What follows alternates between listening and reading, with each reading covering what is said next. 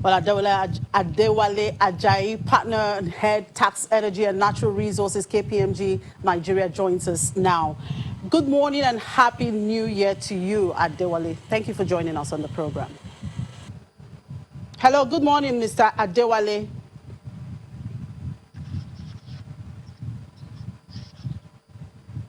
I guess it's one of those days technology can really be so disappointing here. Okay, what is it? I think he should be able to hear us now. Let's Mr. Adewale, good morning. Yes, I can hear you now. Oh, great. Yes, Good morning and happy new year is one of those things. Right, we're talking about the PIB. Of course, PIB issue has been on for more than 20 years. The previous National Assembly could not conclude deliberation. Now it is before the current Assembly. Why is it taking such a long time to pass this bill? And of course, are you optimistic that the bill will be passed in the life of this Assembly? Thank you so much for that. Apologies for the hitch. What I can say is that this time around, there is traction on the PIB, and I'm optimistic that the bill will be passed by the first quarter of 2021. I know that we've had some experiences in the past, and people are still pessimistic whether it will be passed. But I am very optimistic that it will be passed, given what we've seen in the present, what the government is doing now.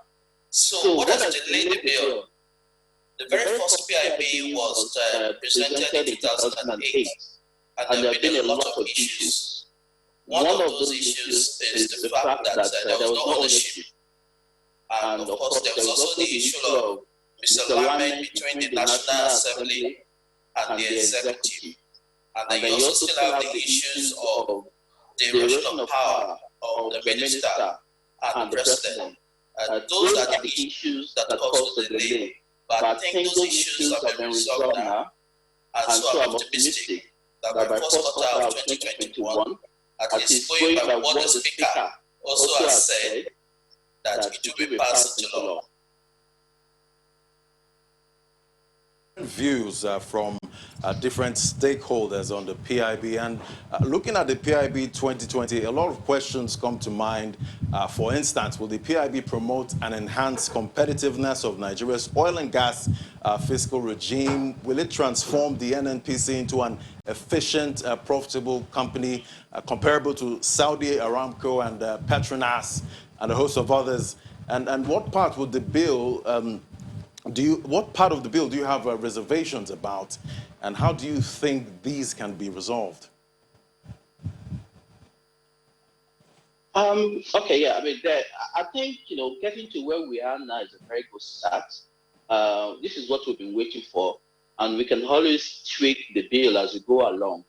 So in terms of the provisions of the bill, I think there are certain things that the government has done that really gladden the heart of operators. And of course, for operators, like Oliver Twist, you always demand, more. All right. So, but let me look at in terms of the benefits of what we're seeing in the bill. I think one good thing about the bill is the issue of the voluntary, conversion that the bill, has provided for. In other words, operators are not forced, to join, or to be able to take advantage of the provisions of the bill. They can still continue, with the current provision of the petroleum profit tax or the deep offshore bill. That is one. And the second thing that is also very interesting is the fact that they're going to be emphasizing mandatory relinquishment of oil blocks. One of the problems we've had in the past is that even though we have provision in the Petroleum Act that says that operators must mandatorily relinquish their oil block when they're converting from a prospecting lease to a mining lease, what we've seen or what we've done or what the regulators have done is that they've given the operators the ability to actually retain the 50% portion of the lease that they're supposed to convert simply by paying $500,000 and also paying the signature bonus.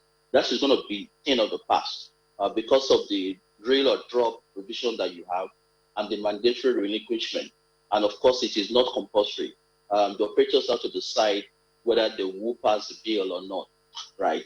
Now, I mean, but in terms of some of the areas where we have reservation or where the operators have reservation, one area, of course, has to do with, yes, there is a provision in the law for mandatory relinquishment. From past experience, do we have the willpower to be able to enforce that, right? Because we know that in the current act, there's a provision, for that mandatory relinquishment. But we've seen instances of discretionary allocation. And so that is one of the areas that people will be looking forward to see what will happen. And the other issue, of course, also has to do with the continuing relevance of the NDDC, Nigeria Data Development Commission, because now operators are supposed to set up a trust fund, for the host communities. So why do you still need to keep the NDDC? And now we've seen that NDDC has been in the news in recent times for the wrong reasons. So why do we still need the NDDC? Just going to be a duplication, of what the Petroleum Host Community Fund will be doing. And of course, the other issue also has to do with the remediation fund. I mean, every operator is going to set up a decommissioning fund. Why do you still need to set up a fund for remediation for the environment? So those are areas that I have reservations about. Now, in terms of the fiscal... Mr. Adewale, just hold your thoughts there. We will come back to you in a moment. We'll take a quick break and then we'll continue with this conversation.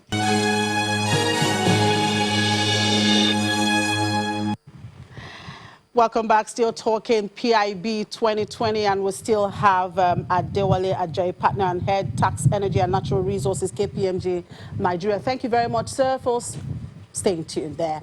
All right, so with the crash of oil price and the focus on renewable energy, especially in the advanced economies, do you think investors will still be keen in investing in oil exploration? Yes, I still think so. I know that climate change is one of the biggest challenges facing the oil industry.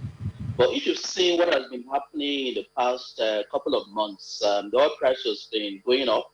Now, currently, the Brent is about $54 a barrel, and the Western Texas Intermediate and OPEC basket is about $51 per barrel. So what that shows is that people still have faith, are still taking bets in the oil industry.